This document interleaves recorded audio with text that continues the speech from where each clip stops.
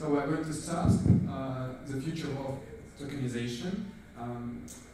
We have a wonderful team who has gathered here, and we're also having a decentralized discussion. So you all are going to be involved in the speech. So let's start. Hi everyone. Are we awake? That's better. We're going to involve everyone. That's what Andrew said. So let me start this off. The way we've discussed this is we're going to introduce ourselves, not do too much of a sales pitch of this is my company and how much we do it for, and 15 minutes later we run out of time. Just going to keep it to a short 2-3 minutes, maximum 3 minutes. What we do, our experience, and then we're going to have a little debate and hopefully come back to questions from all of you guys later on. Is that okay? It's fine? So write your questions as we speak. So my name is Varun Patel. Shall I keep off here? My name is Varun Patel, very much a global guy, so born and lived in 4 continents. Long story short, entrepreneurial background from almost the age of 12, IT background, been working in Silicon Valley and other parts of the world, and been doing investments all around the world for the last 30 years. Now, what I'm doing for the last 3 years, post-dot-com and post-real estate and the last financial crisis, is actually address this from all my mistakes with all my experience, and I'm building a real estate-based platform, which is already built, and I'm building a crypto hedge fund with AI and machine learning, which is already built, and your own private bank, licensed bank, dare I say, with your own wallet as a lifestyle wealth management product portfolio.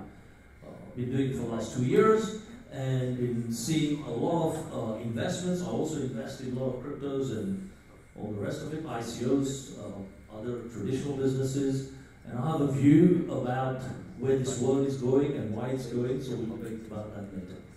Okay? Okay.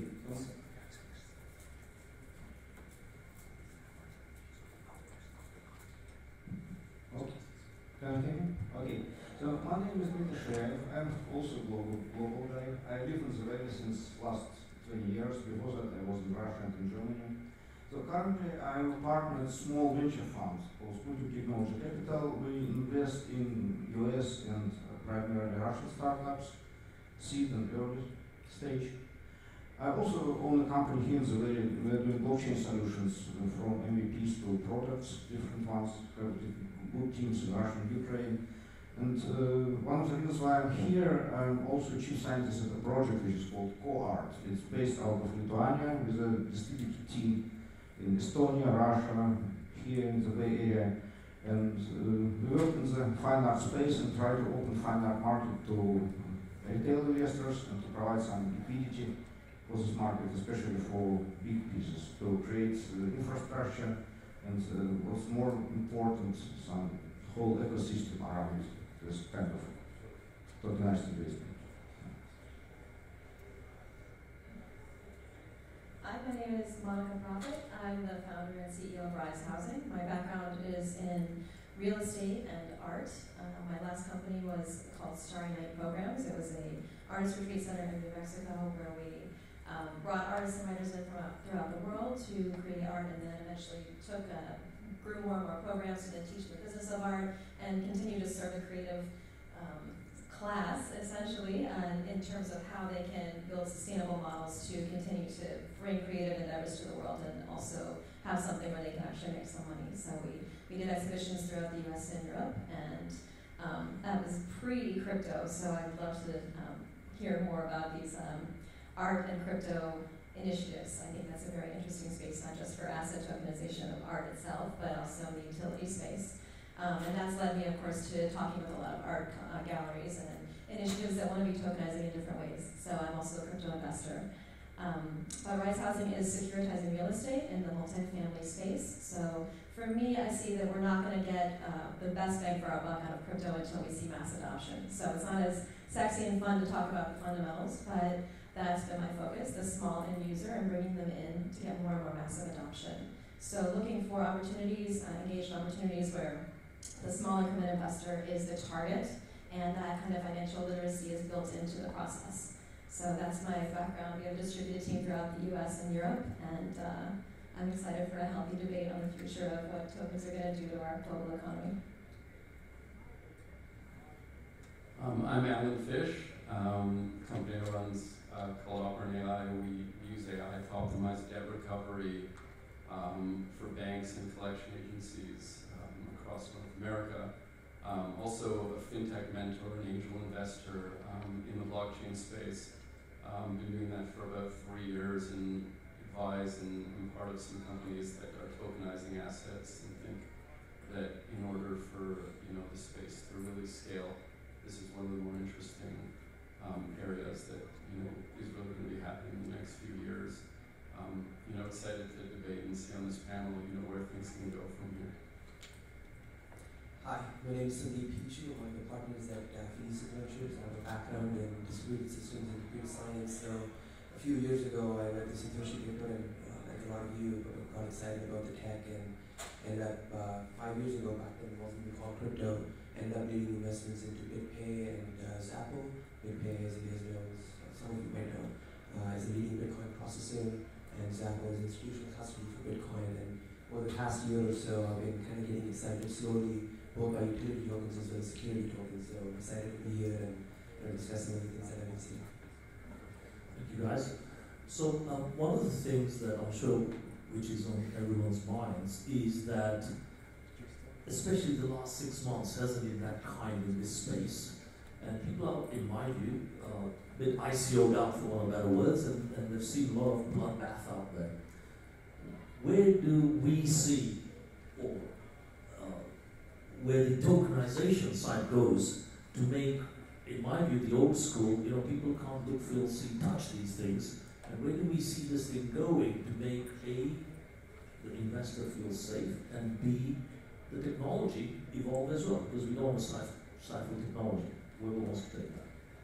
I'm happy to go first. I usually see the market as 3 different types of tokens. Right? When we saw the initial money-like tokens with Bitcoin and a whole bunch of Zcash and Monero and so on and so forth, and then we saw essentially through the beginning of last year all the way down to the end of, or maybe the beginning of this year, the ICO boom in mostly utility tokens, which is the concept that you can take any centralized application and replace it with a better decentralized version, and most of the value is going to accrue to the protocol layer as opposed to the application layer. And the thing that we're here to discuss is the third kind of token, which is the security or asset token. And a lot of the disappointment is mostly being in the middle space.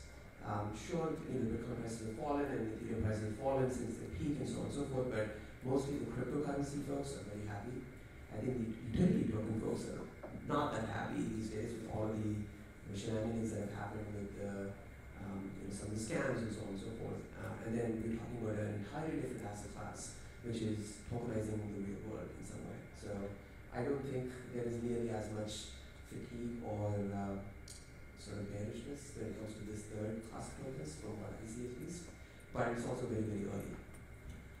Do we see what I call a hybrid kind of a new token come out, where there'll be some rules, regulations put around it, and not be almost like the Wild West, write a white paper, do a pitch fest, and collect 20 million, 50 million, whatever, because coming back from the old school days, you have to do an IPO and people do a proper due deal and all that. Do we see a middle ground between these two?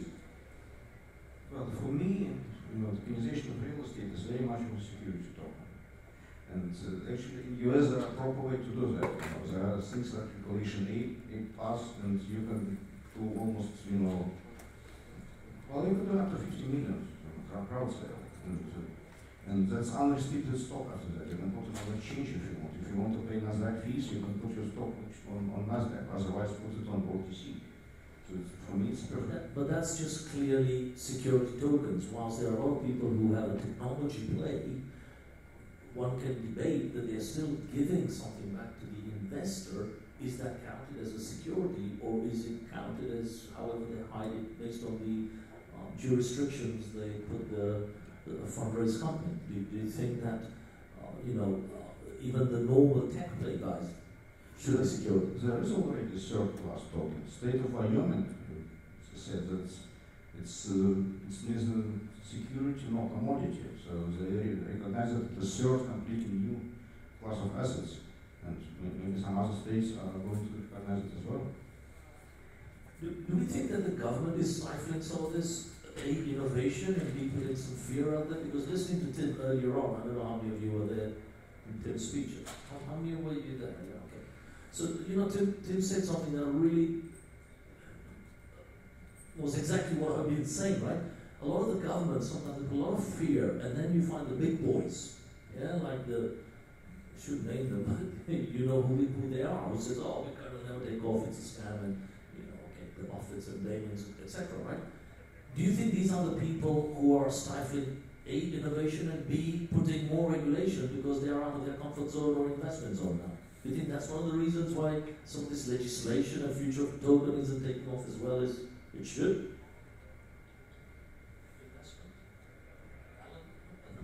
I think, as you see, as we discussed earlier, that tokenization is really going to probably take hold this year, next year, outside of the United States to begin with, because there are probably the legal regimes in other places, especially countries that need this flow of capital, are much more flexible with how they're going to let it happen. But I mean, for me personally, I was a lawyer, quite a long time ago, and where I see this going is actually, I think the regulators and the big players in this industry are going to have to work together. I mean, I actually think a little bit different than you. I think a securities compliant token is different than putting a stock up or putting something on the public markets today, because it's still programmable. It's a programmable asset.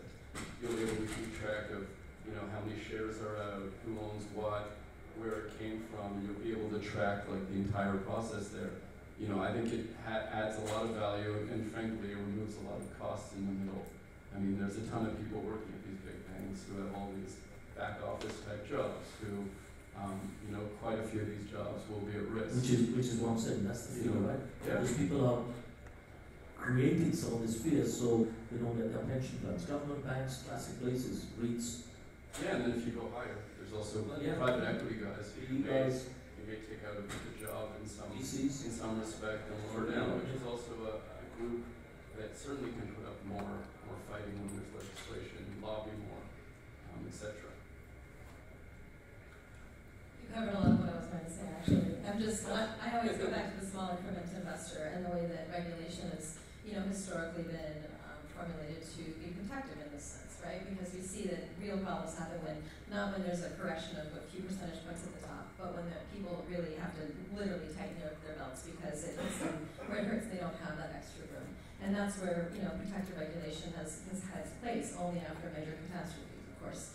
In the 1933, 34 is when all this has sort of come up. But I think about these decentralized approaches to money now, but also I think the first decentralized approach to anything is Twitter. But in terms of our regulation or our laws that determine what we think about that, about access to that, or our rights around that, we just have the First Amendment, freedom of speech. You have the right to say it, with a couple of things. You can't yell fire at a crowded theater. But aside from that should be fine, right? Because we don't think about having massive problems, even though now we've learned that 140 characters can potentially change an election and can change huge things. But we don't have regulation around it saying you have the right to freedom of speech, but you have to tell the truth, right? But we do when it comes to money, because we've already had the catastrophes around money. And we've said, yes, you have the access and the right to certain investment vehicles, but not all of them. Sorry, not for everybody. You don't have enough money to play with. And you have to disclose. You have to tell the truth to some degree. You can't just hook your friends up and call it a free market economy. So we've had this regulation really as good governance that's come out of catastrophes that we're trying to now mitigate. And I'm not saying that it's a good thing or a bad thing necessarily. I'm saying that I can see it as a natural progression and evolution for a healthy society to be considering these larger things. We haven't considered it in terms of Twitter yet, but we're just beginning to. And I think that that's the second wave of this response to decentralization. I totally agree. I think the other issue with tokenization and how it's going is not only the pension thing and the banks and all these things, and Tim was saying, take your stick out and tell the banks this is me, The real big investments and investors and institutions haven't got into it, so they try to keep it as low-key, low-profile for this thing to really take off. And obviously the regulations as well, which we've touched on. Do you think there's a third angle, how someone somewhere can create a happy medium to say, you know, a real regulated token should look and feel like this to keep the investor community safe, be it a REIT, be it a bank, be it a normal $100 investor or whatever. There's a hybrid thing need to be created for that. I think we're doing the entire community a disservice by essentially throwing regulators under the bus, or essentially, you know, the customer is Stifles progress, right? Not necessarily stifling, right? If we provide the right product market fit for the institutional investor and show them a really, really good reason as to why they should switch over from the current thing that they're currently already doing to one large subsets of capital into real estate and all of the other like real hard assets that we're talking about. Forget about Bitcoin and all these other things that they don't understand, but they understand real estate, right? They understand all of these other asset classes. They're already investing in them. And all you're coming along and saying that here's a better way of doing that, which is you tokenize it, you have better liquidity, you have lower fees, it's more global, and so on and so forth. But within the laws, you know, that the United States has already set out, I think we all look at Lyft and Uber and we're somewhat spoiled because we get on the side and say, oh, wow, those guys have gotten an end run around laws, so maybe like these can do something similar. But people forget that those laws are regional. So if you were shut down in Austin, you can operate in Seattle. If you shut down in Seattle, you can operate in San Francisco. When you're talking about the three-letter agencies, you're fighting at the national level. You get shut down once, you get thrown in jail. Right? So everybody in the fintech ecosystem is acutely aware of that, and that's why we have to work with the regulators. Those regulations exist, as Monica said, for a good reason, to prevent Joe the dentist from getting swindled. Right? So if you're dealing with accredited investors, that's why I think the first set of real tokens that are going to happen are probably going to be for the accredited investors, for the institutional investors, with assets that they know, touch, and feel. Versus Bitcoin, Ethereum, what do they know anything about it? It's not backing anything. Either you believe it or you don't. But if you look at real estate building, you're like, great, I'm buying some shares in that, I get that, right? I have a claim on the cash flows or on the debt or whatever else it is, I get that. So I feel like that's where you start, and then slowly over a period of time it might happen, and this platform is so pervasive, because ultimately what are we trying to do here? If you talk about Bitcoin being programmable money, asset tokens or security tokens are essentially programmable ownership in some way. And initially we're saying just digitization of ownership is enough. But what we are not understanding is 5-10 years out, that level of programmability, once you can make something from paper to digital to programmable, that might open up a second layer of applications that we're currently unaware of. So we have to start with something small, make sure all the customers are happy with it because it's better than your alternative, and then you walk everybody up from there. Right now it's basically like very similar to what the mistake that Bitcoin and all of the folks made, which is we're going to overthrow federal governments. Great, good job doing that, because now we're going to get shut down tomorrow, right? As opposed to saying we're better e-gold, or we're better store value, or we're better programmable money, because you can move your money from you to your trust fund to this other thing or whatever else you want to do, title insurance. You could have stored any one of these applications which are low hanging and which have shown the power of programmable money instead of going for the anarchist philosophy. And the first thing you do that, immediately everybody gets spooked, all the regulators jump in, and they start shutting it down. So we ourselves have to. But the regulators come in, I think, because of, again, their insecurity, as we said, okay? So even if a real estate, two of us are doing it in two different ways, even if a real estate fund, and even though I've got $100 billion worth of experience in my core team, the fact that there is an element of crypto and there's an element of blockchain and this new thing, to attract an institution today, they'll say, oh gosh, if we put some of our money into here and I'm a REIT or I'm a bank, this guy will eat my lunch effectively, because that's what we're doing, right? Because I plan to go into pension funds, REITs, after a private digital online global bank, the whole idea. So you're eating into lunch. Do you go the disrupt route, or do you go, hi, let's do this together? Because that does not improve the future of tokenization, in my view. You just make fear and say, oh, we'll partner up and buddy up. I think technology should be secondary. The entire community is doing somebody a service by somehow saying decentralization should exist for the sake of it. No, it should not. The last time we had a popular decentralized application was, late 90s, early 2000s in Napster. And since then, 18 years later, that application has died, and in fact, music has only become more centralized. So the natural state of evolution is actually centralized. So if you're doing something decentralized, you better have a really, really good reason as to why that should be the case. So very, very similar to selling real estate tokens, whether you do it using blockchain or something else like that. Everything else should be secondary. The technology should be secondary. My dad does not know the first thing about TCP/IP or UDP or any of these things. All he cares about is FaceTime with his grandson. That's all he cares about, right? And so we're doing ourselves a disservice. You should not be selling the technology. You should be selling FaceTime to the customer. Alan, what, just to switch the other way, as an angel, as an investor, we all do it actually, but from your end, where and how would you invest going forward? What kind of things you look for in tokens? I'm actually with Sandeep broadly. I think for the space to really get huge, to be like the other kinds of technology spaces where I've done some investments in early stage insurance, direct to consumer plays, or online lending.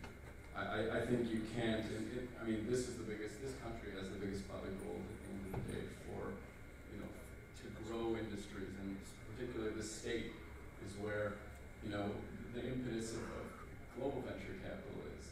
I think we're actually missing the point, because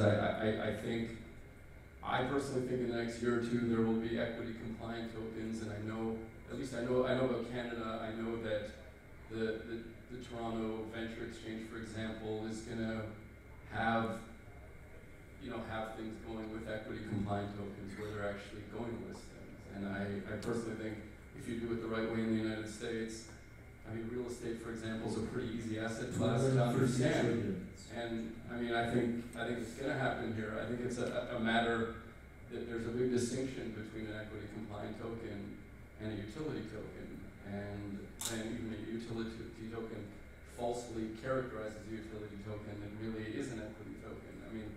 I think much bigger outcomes are going to happen, and I think this market, the future of this market has to be,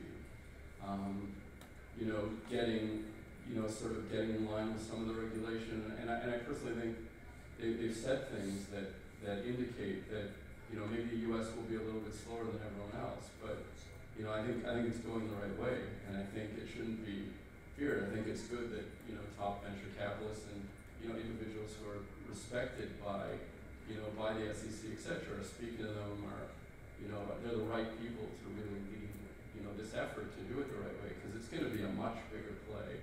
If global real estate is what, 40 trillion? No, 230. Okay, so it's ridiculous. Why skirt? It's something. If it's an equity token, it's sort of obvious. And that's when I think the institutions will come in. That's when I'll see that people will use that model to feel safe, because let's be honest, the real estate guys, we don't help ourselves because we make it more complicated. Too many stakeholders to deal with on the block. So we don't help ourselves, that's for sure. But putting my technology hat on, I say, hang on, but it's just a process. You come in on all the middleman and bring speed, efficiency, reducing costs, reducing agents' fees, reducing legal fees. So I'm head on, disruption mode, which is what I'll say. Sometimes disruption will make the law rather than buddying up, because that won't change anything. You won't really create innovation. That's what I mean. Monica, in your space, in terms of assets, we touched on the different types of assets that can be tokenized.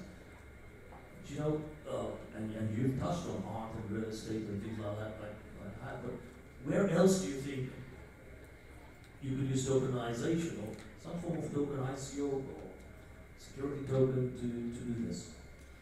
Actually, I'm most interested in how the ramifications of what's already being tokenized, right? And as this gets greater mass adoption, what does this mean to our economic models that we see so far? When I look at, even real estate is a very easy one because we can't touch it, and it's something that everybody needs shelter, so it's not like it's an abstract investment for anyone, which is really the appeal for me. But when I think about how when small increment investors who are actually inhabiting and they form the profit margin or the cash on cash return on, let's say, an apartment building, when those are the people who are now determining the way that asset's going to be stewarded, when you start seeing what has started out as an economy of leverage, really, where the person who owns an apartment building can say, I can get market rate rent out of you, and that's going to be my cash on cash return. But as that investorship starts to be disrupted and distributed, and then eventually the voice of, say, all the people who are creating that cash-on-cash return are the ones deciding, well, do we need to have a 5% return on this? Why? Why am I paying market rate just to get 5% at the end of the year? When we start seeing those shifts happen, when 51% or more is now held by a different class of investor, I think that's going to change our economic definitions of what value of an asset is, what the tradability of an asset is, what makes it attractive, what's considered growth. Why is it growing versus what maybe that would be considered stagnating if we see people say, let's reduce our cash-on-cash return on this asset because we don't need to put all the money in just to see it back and come back again. And that may really change what we even think of as a healthy and stable economy versus an unhealthy or dragging economy. And I'm interested in those definitions shifting because I think that they're actually going to reflect a greater percentage of the population, frankly. Okay. Let's do one more. Dimitri, what's your view? My view is that From the technology end, because I know you're an engineer. technology is easy. So from another view, I believe it's much more important so that an asset-based token provides some information about the asset and quantify it. So as an example is all restrictions city council puts on the lot, whether your house has to be pink. When I bought a house in Silicon Valley, after all I did all the paperwork and 20 pages, all notary and this, and at the very end I received a sheet of paper saying, and by the way, you cannot have an oil well in your backyard. Well, it's not too late, I was not going to, but I was surprised. So it would be very useful to, it's absolutely possible to keep this information on blockchain associated with the token. So it's just a notion of a fraction of an object, but it's much more. Thank you. Shall we take some questions from the floor? Give people a view. Right. Has someone got Andrew? Let's hold the mic up, right? Just that. Oh, we need to. Thank you. I would love to hear the panel's thoughts on what constitutes sort of best practices or state of the art for tying a real world asset to a digital token in a way that's legally enforceable. For example, who holds title when you've tokenized a piece of real estate? When you tokenize a painting, who obtains the insurance? And who goes after the insurance company to make sure that fair value is paid when it's destroyed in a fire or an earthquake? Fantastic question. For 2 years I've been grappling with exactly that. And so I'm not only doing real estate in one class, it's multi-asset classes, I'm also doing crypto trading, plus digital bank, okay? So you as an investor, you invest in this. You own a piece of the action with an entry point and an exit point. This then goes in the old ways, or even current ways, it goes to a custodian. Okay, so you have a custodian account. Right? Same thing with this. You can put it in the block to a custodian account which is outside your control, so the shareholders, the founders, nobody can touch this until in the block the investor says so, because you say in the smart contract that I get my first share when this is exited. Then the developer or whoever it is, depends on what kind of project it is, and if it's a piece of art, same concept. If it's stored in a certain place, there's a custodian.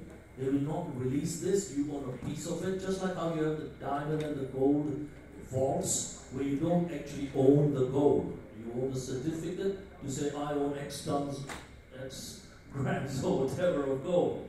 Same thing, you own certificate. So the same certificate, it's in a vault somewhere, and you own a piece of it. And until all the stakeholders don't agree to sell it or do whatever with it, you're safe. So it's outside the control of the founders and everyone else. Does that answer your question? It does. It sort of amplifies maybe sort of the Oracle problem, right? Yeah, there must now be a trusted third party out there. Absolutely, absolutely. And they must be, and that's why I haven't done, and I'm sure you haven't as well, just to go and start an ICO and white paper and let's rock and roll. This is about business and having ownership of people's money. You know, I've done 2 funds. So doing it using technology, you still got to think old school, but use technology to help it, to reduce costs and bigger returns to the investor. That's all I care about.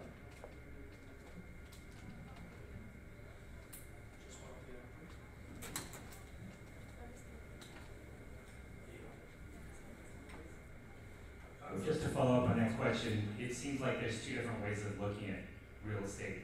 One is traditional pooled interest. I have a piece of an LLC or something that owns some houses. It's pretty clear who the custodian is, the guy that runs the GP, right? And then there's this, hey, I actually get title, which I'm very skeptical about, but where do you guys fall on that?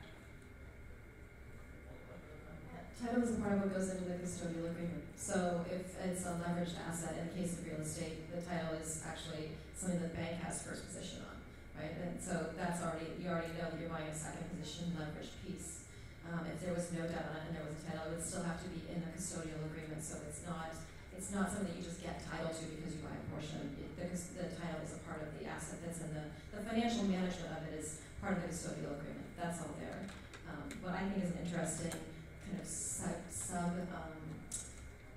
vertical almost with all of this is the asset management in the physical sense. That's what's going to be on the rise here. It's not just that we're going to have new ways of managing the financial aspects of this and the ways that you can break into pieces, but who's actually going to go and check on those apartments that are, when they're vacated and the next person comes in, regardless of who owns it, that has to be a very separated third-party portion there. And that's with anything, whether you tokenize a collectible car or tokenize a piece of art, you're going to have the custodian completely separate. And that's something that can be digitized and systematized, but it's going to take an entirely new, I would say, like property management company that will just plug into crypto and plug into something that's fractionalized easily. And that's going to be a new opportunity for someone to come and film.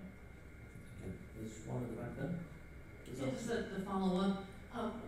I guess I'm not seeing what's different than just setting up a limited partnership or a REIT or even the stock. I mean, you're still going to have all these parties involved. You're just calling it, instead of a share of stock, you're calling it something else. I guess I'm missing that piece. Thank you. Okay. Can I stand up for this? So, REITs. I've been there. I've done loads of deals with them, tens of millions worth. Let me tell you, when you go there and you see, I don't know how many glass house buildings, head offices, from CEO downwards, people earning millions in salaries. Who do you think pays for all that? The investor. Okay? What do you think they actually do? They make a deal with the developer and say, hey, we've got this old building, why don't you just add value, convert it into a bunch of apartments, and we'll sell it off one by one. I'll put in 30%, you put in 10%, we'll go 60%, do loan to valuation, and when the exit comes, you have your 20-30% profit, I will keep 40-50%, and the rest goes to the investor. What we are doing is totally opposite in that to cut all that middleman. And what we are doing, no, because you don't take the agents, you don't take the lawyers, you smart contract, all of that, you take the direct ownership of the buildings, often straight through the listing on your website. You take various people to bid only once on the project, and you don't go and take multiple valuations of the project, for example.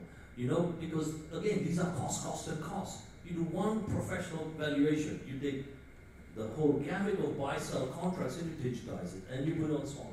You don't have to pay lawyers all the time. You don't have to pay brokers to 5% to 10% even all the time. You don't have to do it. It seems like it could be done today, just with better management. And someone set out all the management. It isn't done today because there are still loads of middlemen in this. I think the point he's making is basically the technology has the capacity, and maybe we fail to illustrate the technological side of this so much. We're talking about it at a very high level. But the technology itself has the capacity to bring not only many, many more investors, thousands more investors to these deals very, very simply, but also in the way that it works, it's able to disintermediate not one, but probably in the case of real estate, 7 points of fees and expense. So that ultimately just is able to streamline higher returns for investors. And the most interesting part of this is that it's not just higher returns for investors, cheaper liquidity for investors, but it's access points for multitudes more people. That's the exciting part. So maybe we haven't drilled into the technology well enough to illustrate that, but that's where we're kind of getting a smirk and a smile on our face. Because it seems like you still, you have somebody managing the property, they can charge you whatever That is insurance on it. That is true. Someone gets injured, you have lawyers hired to deal with it. Well, but in putting that together at one point and having infrastructure that supports it, we're able to say, for example, just in title insurance alone, the piece of property that you just bought has been insured over and over and over and over. When is it insured enough? When is it insured enough? Every single time it shakes hands, it's going to be reinsured for every one of those properties that comes onto a network like his or like mine. It will be the last time that is paid. Because now, with the securitization of that asset, those trades back and forth all fall under one umbrella. It's the last time that is paid because it's just acknowledged once and it's kept in one place, right? And it's tied to that asset directly. Yeah, same thing with valuations. When you see all the valuation guys, so you have one buyer go to view a property, and they might have 20 viewings. Everyone's doing their own valuations. If you want professional valuation, you know, house structure isn't going to change, or office structure isn't going to change. One valuation is done, it's on the block, you know what's happening. Someone's just going to verify it afterwards to say, yep, that's authentic, it's real, and it's done through an auditing process rather than 50 people doing it and everyone being in jobs and business. Okay, get some of the jobs out of business, but that's the way of the world to get efficiency out. And you could carry on doing the same thing. A broker agent comes in, everyone's taking pictures, everyone's putting it there, and it happens over and over and over again. Yep.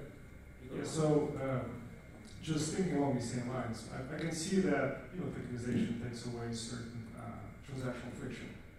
It makes these transactions simpler. But it seems to me that a large expense is actually the sales channel. Being able to reach those investors, buyers. And I mean, that's not going away. The brokers are not going away. You're still paying the brokers, right, in this situation. So how much benefit are you really getting from the tokenization of this situation? Okay, so if you think about pension plans, if you think about all the REITs, where do you think they get their revenue from? Where do you think, who's investing? It's the average person through a pension plan or through a REIT plan or some investment fund run by whoever, I shouldn't name them, but whichever investment fund you go into, they will have an element of real estate in there, and technology, and oil, and gas, and energy, etc. Same thing, but when you show that these guys need an army of people to manage it, whilst using technology to cut probably 50% or more out of it, and the investors getting more, and you do the 30-40% returns, versus you do 8-10% over a year, and you think it's fantastic, the average client or investor will say, hey, hang on. So this is a reference to institutional investors, right? So for example, a pension fund. Absolutely. So now if you think about a pension fund, they don't do $1 million deals, they don't do $5 million Absolutely. deals, they do $100 million deals. Absolutely. So when they go and they invest into a real estate trust, the transactional expense for them is a small percentage of the overall investment. So do you think tokenization really makes sense for them and they're going to jump on this? Which is what we talk about, the equity side of tokenization. You want to take this as well? Not the equity side of tokenization. I think you're saying that these very, very large transactions, the kind of fees that are paid are minimal for those particular investments and investors, absolutely. But what we're again looking at is all of these small incremental investors, and when you are able to disintermediate that and then appeal, and we've talked about this a bit. Your father just wants to be able to use FaceTime with his grandson. The first technological leap that we all have to make with new technology is the interface. We have to make that leap for people and make it very consumable. And with that, though, with the next step being the ability to actually explain this easily, to make it clear, to show the value proposition to the individual investor, I can't tell you how many people are living and renting apartments right now simply because they don't have another option. Or they're trying to sell a piece of real estate that might be their only piece of real estate. And they're going to be charged through the nose as they try to liquidate that. And soon that will not be the case for them. So it's not really, I think it goes back to our discussion around regulators and accredited investors, VCs, people that may be not so motivated by this disintermediation and this new opportunity for so many people to get a piece of this. Because it changes the whole landscape, and it makes it a much more equitable one. I have a slightly different take on this. In the early days, both of you might be right that there might not be a reduction in fees, right? We're just basically replacing a set of intermediaries with another intermediary, just because the intermediary still has to exist. But very much like the travel industry, when you basically had travel agents in between versus now you directly book, over a period of time, similarly, like, you had all these taxis and medallions and all this stuff, and now that kind of has gone away. If you look at it, Uber's now cheaper than regular, cab, right? Booking online is way cheaper than what we had 15 years ago when you had all these. So the hope is that the tech will cut off more intermediaries than it adds on as a surplus tax. It's not clear yet, right? Because you haven't gone through any of these deals yet. Ask again in 1 to 2 years, where a whole bunch of these things have happened. My theory on this is that in the early days at least, there's going to be other non-monetary advantages for both sides of the marketplace. Is the first one, we've already talked about, is democratization for people to get into certain asset classes that they currently don't have the dollar amount to get into, right? That was only available to the institutions or the wealthy folks and so on and so forth, obviously within the laws, that are currently allowed. For the asset owners, you basically have a global marketplace, better price discovery, and so on and so forth, and also you have better liquidity. I don't know if you guys saw Swarm Capital just trying to do something crazy with Coinbase shares. I was laughing when I was reading this, because if you're an individual Coinbase investor or an employee, you cannot currently sell your shares, despite Coinbase being very valuable, because they have an offer on it. So what these guys did was, they basically said, okay, we have it in this LLC, I'm going to tokenize this LLC, right? Because I'm not moving the asset from one place to another, so the company cannot block it. All of a sudden now, this person who has like X number of Coinbase shares is now selling tokens, on top of their LLC, which now currently gives them liquidity, which they previously did not have. So if it's even worth more, this person is not going to care, because the technology is finally enabling them to do something that they currently cannot do. So that's probably where, they're investors in Open Door, for example. I mean, they're trying to cut out the sell-side broker. They actually charge slight premium on top of the sell-side broker, but people don't care, because it's such a great selling experience where you don't have to worry about finding a broker, staging your house, waiting for this whole thing to happen, and instead they basically use big data, they drop a postcard in your mailbox and say, your house is worth X. If you agree, click here and the money will show up in 3 days, right? So things like this are probably going to be the first set of things that people are going to get attracted towards this. Over a period of time, we'll probably also see that the price drops and all of these intermediaries kind of disappear. The internet, if nothing else, we should all believe, it's been ruthless at eliminating intermediaries. That's what it's really great for. Absolutely. Anybody else? Can we actually get the tech people to explain a little bit how, Sorry. Yeah, can we actually get the tech people to explain the technical aspects a little bit about how smart contracts, that the mechanics of it, they'll take care of all the intermediaries, whether that's in real estate or whether that's in my art?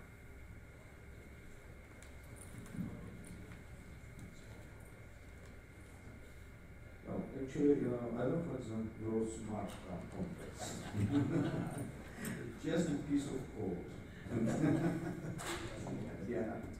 So essentially what you do is just code down whatever relation you are going to have with an investor and investors are going to have among each other. And you code it down, you test it with beta testers, you ask some party to audit it, and if it works well, you just deploy it. Here is a simple use case that may help with some of that. It's just a piece of code, says the engineer.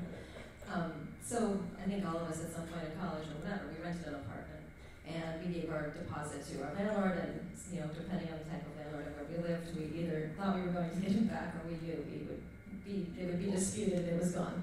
So, and that's that idea of, I gave you a couple $1,000, well, what are you going to do, sue me?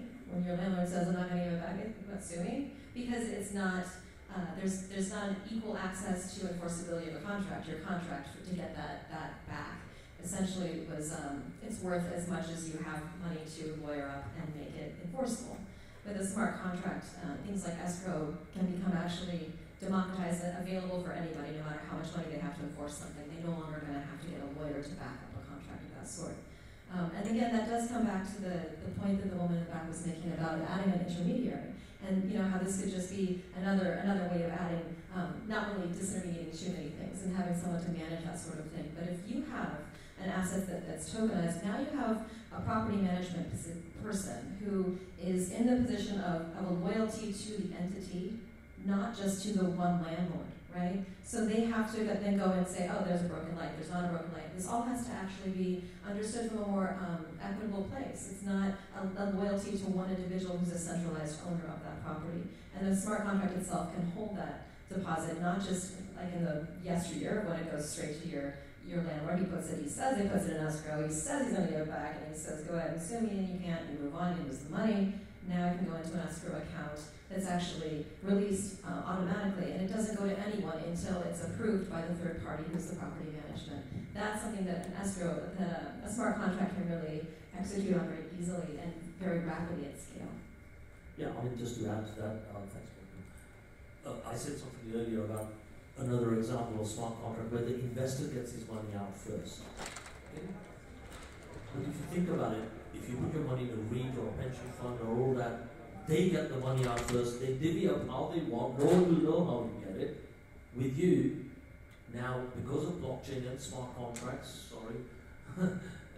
that piece of code actually says, as soon as you've invested, this is the entry, this is the exit, this is the profit that comes out of the deal, and based on that profit, your slice of, say you put 1,000 in the whole grand scheme of this equates to 0.00 whatever percent of it. It is 0.001% of that deal's profit will come to you first before the developer, the real estate management company actually manage it, and the platform providers. Yeah, I've gone a step further than that. I've said if you make less than 10%, there's no fees. So even that gets entered in the contract. Okay, makes sense? Okay. Anybody else? Oh, there's one at the back there. Hi, thanks. This has been really fantastic, and thank you for your question about the best practices. I'm curious if you guys on the panel might share one example of a project that is not your own that is actually doing this. Something that you look towards and say, wow, this is a really great example of the future of where the tokenization is. Okay, I'll take that and Monica will probably add. I've seen 3 projects who have started doing real estate with these sorts of contracts, okay? But they're doing it in a different way to what I'm looking at, but they are still doing it, all right? They're doing real estate transactions where they buy a property through the crowd fund, and then the crowd fund investors will get their share of profit on exit, followed by the investment company and the developer, okay? And there are so many crowd funds already doing this, albeit with manual contracts. So real estate, one of the biggest, and I think I owned up to it, as a group or a community, they are bad because there are so many stakeholders. Everyone takes so many cuts in between, and having been in it for 30 years, I know how it works, right? So a lot of people take so many cuts in between, and side deals are done, introduction fees are done, performance fees are done, etc., right? When we do the smart contracts piece, and the 2 people that I know are not doing any of that, but they still have the fees. However, they are not, what do I call it? They are not doing the side contract bits that happens in the traditional law. So there are companies in Dubai, there's a company in the UK, there's one in America who do these sorts of crowd funds, and they've automated even the contractual side, but these are simple buy-sell contracts, not to the next level that we're talking about here in the panel. And you get equity share based on your amount you invested in the crowd. Does that answer the question? There's quite a few people doing this sort of real estate crowdfunding way, where you get real equity certificate, for one of better words, to say you own X% and this is what you get on exit. It's quite a few do just property play only crowdfund. Yeah. Is there a mic next to you?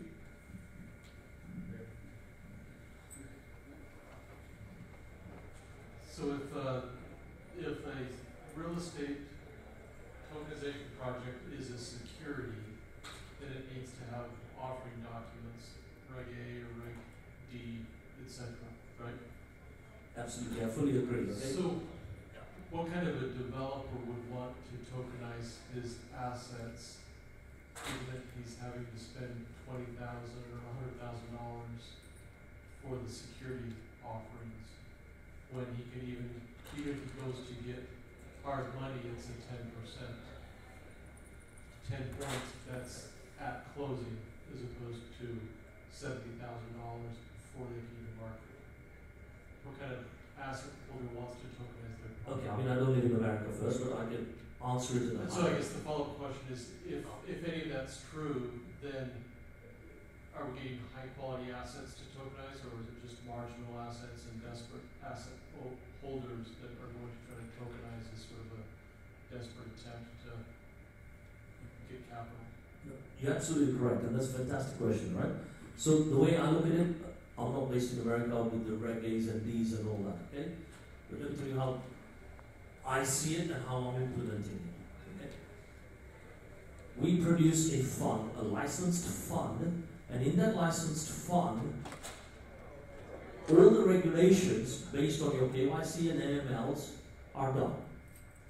So in America, of course, you have the Reg A's and D's and what have you. If you fall in those categories, and if I have a legal structure to operate in USA to sell through that media, through these regulations, depends on what category you fall in, I am liable and responsible for disclosing the person's investment and his return on investment. But you as a person, you are liable for all the profit you make and how much tax you pay on the gains you make. The profit is not the responsibility of the fund. The profit and your taxation is the responsibility for yourself. How you declare it and all those other things that go with it at a high level. Do you want to answer it at the Reg A's? I agree with what you're saying at a high level in terms of where some of the responsibility and liabilities currently in terms of our regulations and our laws exist. But as he was saying, if it depends how granular the specifics of the filings go, right? So you can be filing specifically for every single property again and again and again, or in the case, this is the wonderful workaround that you've come up with, is the fund, where it all just falls under one umbrella. Again, it's sort of like the disintermediation of title insurance. You go through the cost once, and then you're able to use that vehicle over and over and over, and it's still compliant. In terms of the way that there's a burden of taxation on which end of this transaction and how that's done, that is, of course, country specific, and some of that has not been completely teased out. I think it's an excellent question, and that's all I can speak to is the future of where that's all going. Okay. That's a great question, because you see what you've just asked. If someone was hiding, or if someone, and hence hopefully in real estate, I think it's very difficult to do that sort of a normal ICO style scam, because A, the volumes are very high, and B, because it's regulated not only from taking the monies in, but even from construction point, someone somewhere in that stakeholder community will be asked. And they will have a right answer, whether you're an architect, builder, developer, constructor, someone will be asked whose project is this and why that. So the chances of hiding are very, very small. And you have to pay your taxes for land and building and insurance and lighting and whole 9 yards, right? Yeah. Well, I have some answers to my own questions, but I wasn't asking about hiding or not hiding, but I was interested in your thoughts on it. I was just asking very simplistically, if I am going to a developer and say, tokenize this asset, he says, great idea, I can get cash in exchange for that.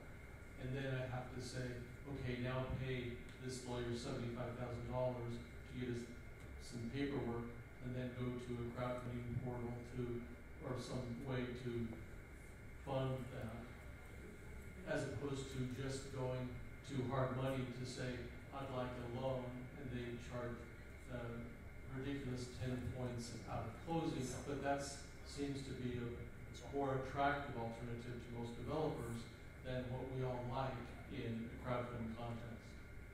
So I have some ideas, but I think what she said was you should have a fund that does all that so that you can amortize the cost of the Reg A across multiple developers. I think she said you can't really go, her answer didn't allow for a single developer to bear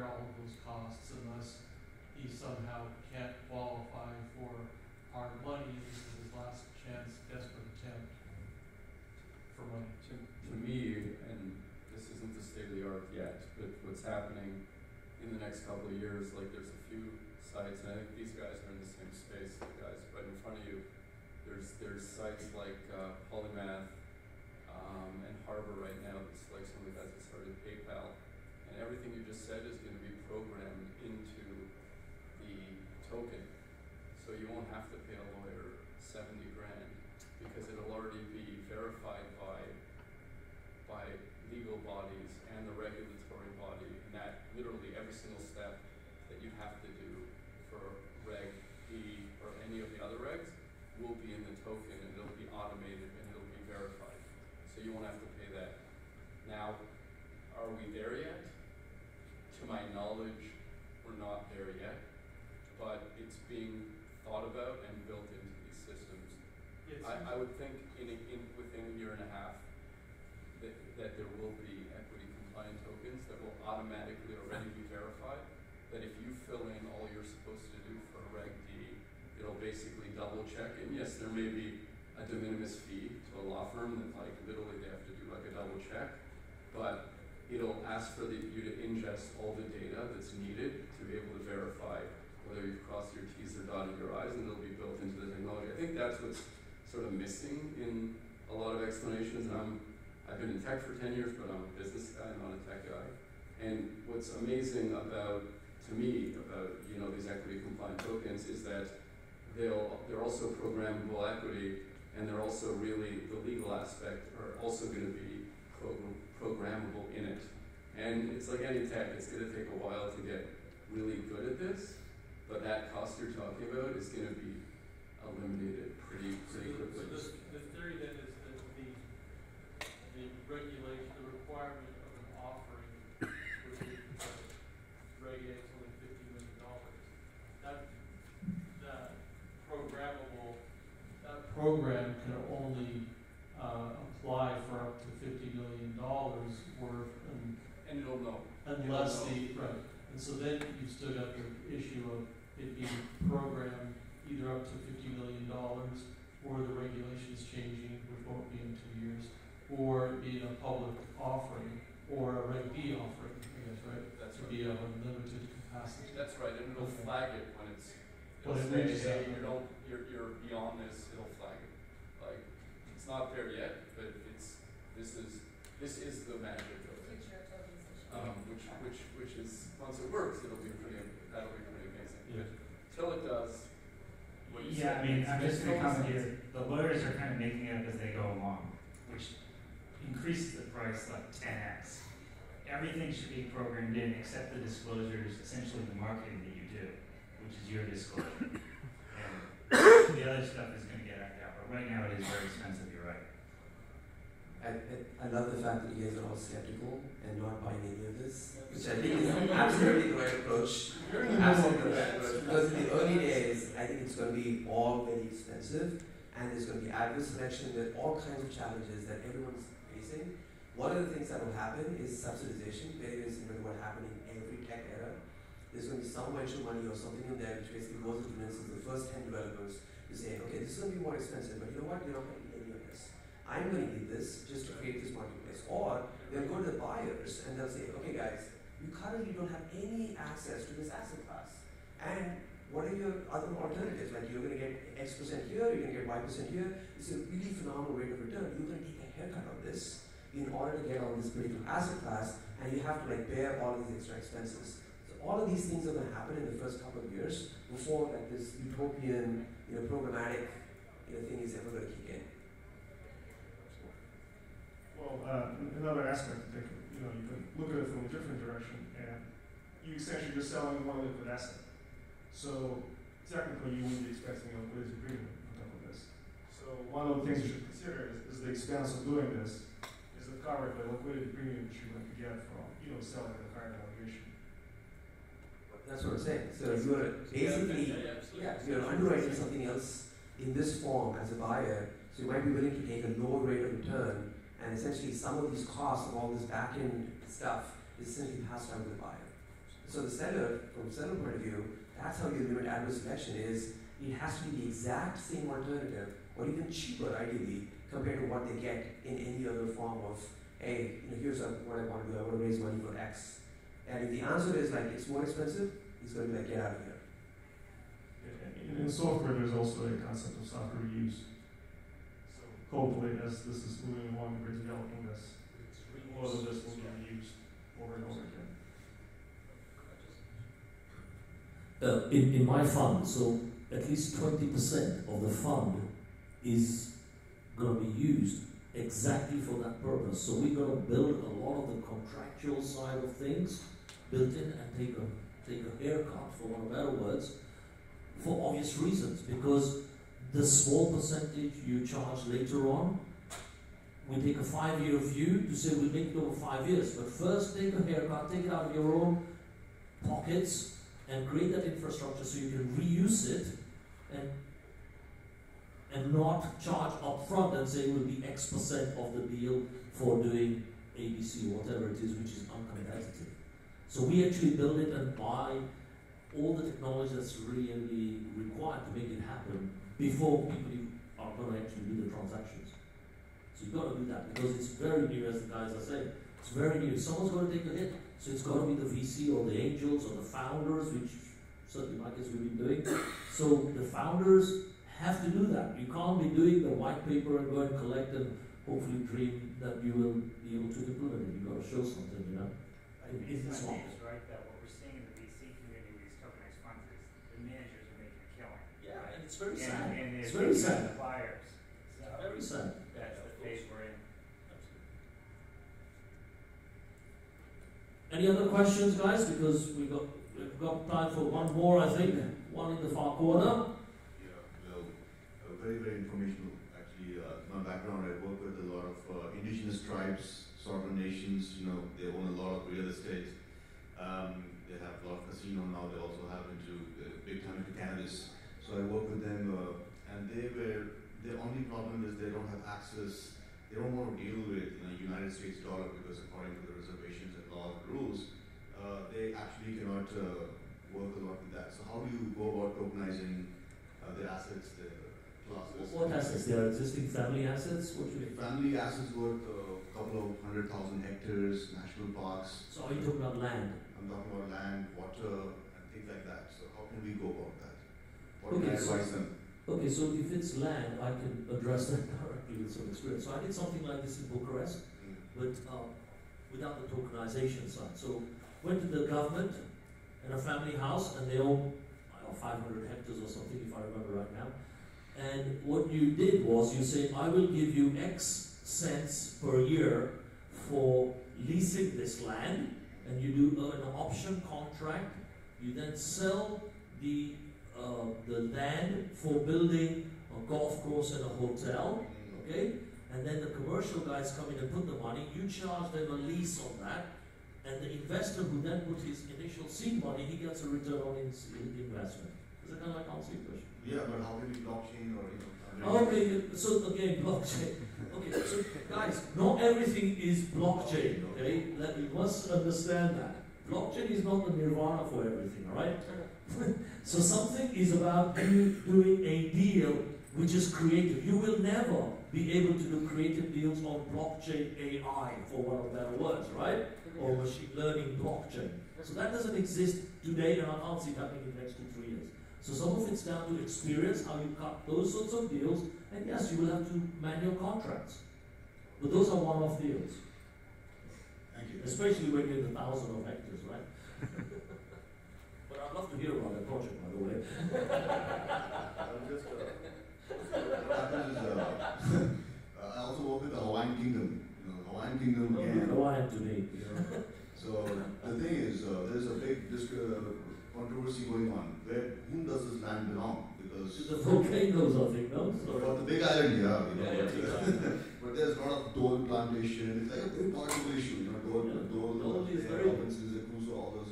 So now you have to reach a consensus, which I was thinking. There are 200,000 Hawaiians who lay claims to the land. How about tokenizing the 200,000 peoples and giving them the land and distributing them? Is there a model which can be worked on? Of course they can. Okay, so it's the same as in the old days. You put little parcels and people have the title to the parcel, be it half a hectare or 500 square meters, whatever it is. Sorry, it's yards over here. So 500 square yards or 1,000 square yards or whatever it may be, depends on the owner and how he says it works. And in most parts of the world, you can follow it up even after the person's died to say, my dad used to come and plow here and grow pineapple or whatever it was. Then we have a right to this piece of land because we've been working it for generations. We have a right to this piece of land. And having done some deals like that, what you do then is tokenization. That is classic for tokenization. I'll tell you why. Because having done these sorts of land compact deals, it is a nightmare trying to get even 50 hectares in one place, going to see not only 50 owners, but probably more than 50 owners, and then looking at their title, and then going to the local town halls, and then looking at the registration, whether they paid their taxes, etc., etc. All of that, very sweet spot for blockchain. Why? Because it's done once, land isn't moving anywhere. Yes. Right? So you can do it once and it's done. You don't have to go and pay a cadastral person to go and measure it all the time from satellite. The land hasn't changed. Right? So all those costs can be cut off. Then you get a surveyor to go and see whether it's moon, sun, and comes in with all these measurements. The land is still there. Why do it once? The town hall does it. You know the title owners, you know the owners where they live, it's done. And the taxes are paid on time. That is all blockchainable.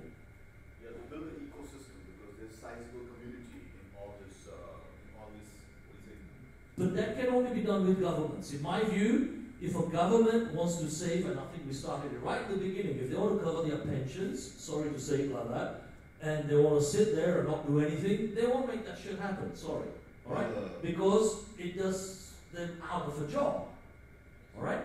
So the only way you do it, you'll get some new type of a government guy to say, hang on, this is unproductive time, taxpayers' money is wasted. If we did this, it's better for the community, it's better for the owner, it's better for the developers, it's better for the economy. If someone looks at it that way, of course you can do it. Okay, beautiful. Now one last question is, now these indigenous people, they also have, if you know about the First Nation, I work with them and they get crazy amounts of funds from the government itself. Who's First Nation? First Nations Canada. So I'll expose you to this world. It's a crazy world out there. I mean, we are here in the community, I live in the islands and I work a lot of development work with indigenous sovereign nations and all that. I've always struck my interest and say, how can we get them? Now they have their own system, their own economy, but they are using the currency and the financial system of what is existing right now. But how can the blockchain or the tokenized economy help them integrate and create that economy within themselves so that, and they're a government within a government. If you know, in the United Nations we follow this, it's just about enforcing the laws and UNDRIT and more. There are governments inside this country or many countries, so, and they're asset rich, they're poor tribes. How can we have a system or how can, this world help us so that we can put that in our financial institutions?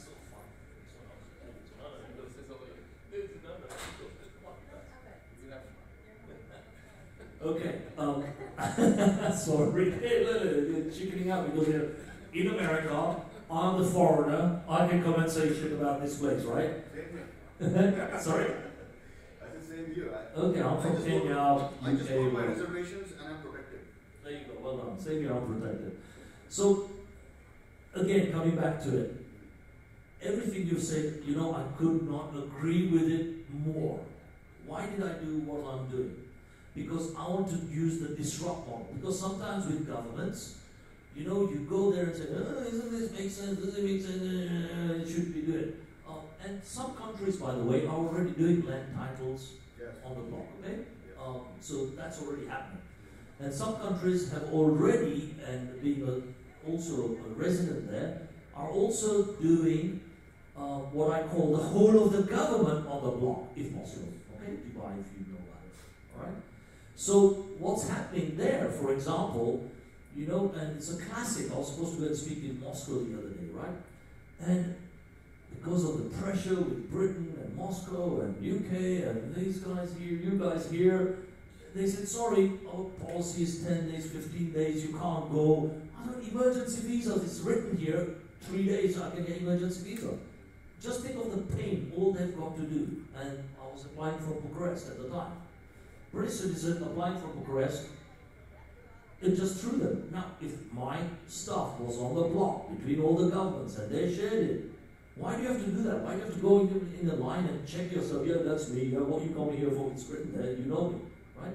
Same thing with property and asset. Exactly the same thing.